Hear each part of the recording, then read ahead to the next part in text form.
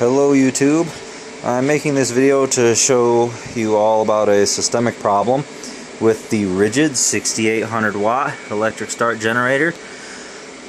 This generator really, honestly, is fantastic. It's got a great chassis, the zero gravity rolling system, nice big carrying handle, really nice frame.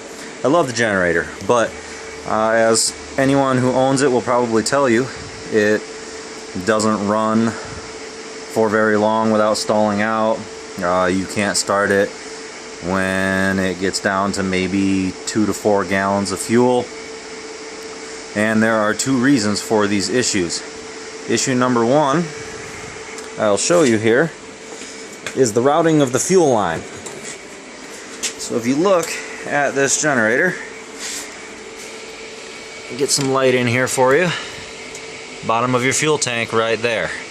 This is a gravity feed fuel system, which means that where the fuel enters the carburetor, the hose needs to be lower than that lowest point that you see right there where the fuel line comes out for it to completely drain the tank. Now, the stock routing, mine's already been changed, but the stock routing on this brings your fuel line up into this little plastic cover right here. There's your fuel valve right there. Then your fuel line comes up through the top of this to this clamp right here, and then back down to your carburetor there. The problem with this setup, let me rotate the generator so you get some light, is if you look at the height of that clamp,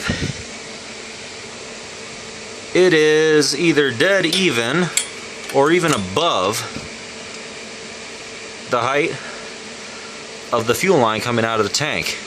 So once the fuel dips below that level, your gravity feed fuel system is no longer going to work. My solution for this was take the fuel line out of this clamp, attach it down here. The ripcord start has a nice little hole in the cover here for you to zip tie to. Ground out a little bit on my electronics cover. I installed a different fuel filter. It's just like a lawnmower fuel filter from the local parts store, and I installed a straight inline valve instead of the 90 degree that came with it, but you can use the 90 degree, either one's fine. And so then that gets my fuel line almost in its entirety below the level of that fuel tank drain. So that's problem number one.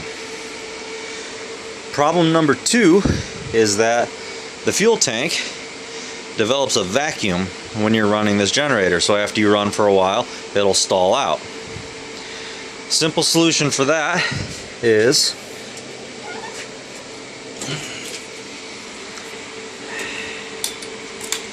you pull this out.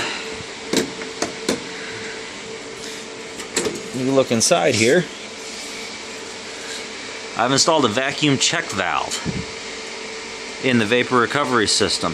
Now, yes, this does eliminate the vapor recovery, but unless you want your generator to stall every couple hours to every couple of minutes, this is really your only fix. So what you need to do is install a vacuum check valve in there that allows air into the fuel tank, but does not allow the vapor recovery system here to vacuum air out. Otherwise, your only alternative is to run this generator with the fuel cap off. If you're worried about building pressure inside the gas tank, not really an issue. Your fuel cap is spring loaded, so if any significant pressure were to build up inside the fuel tank, that'll vent out the fuel cap.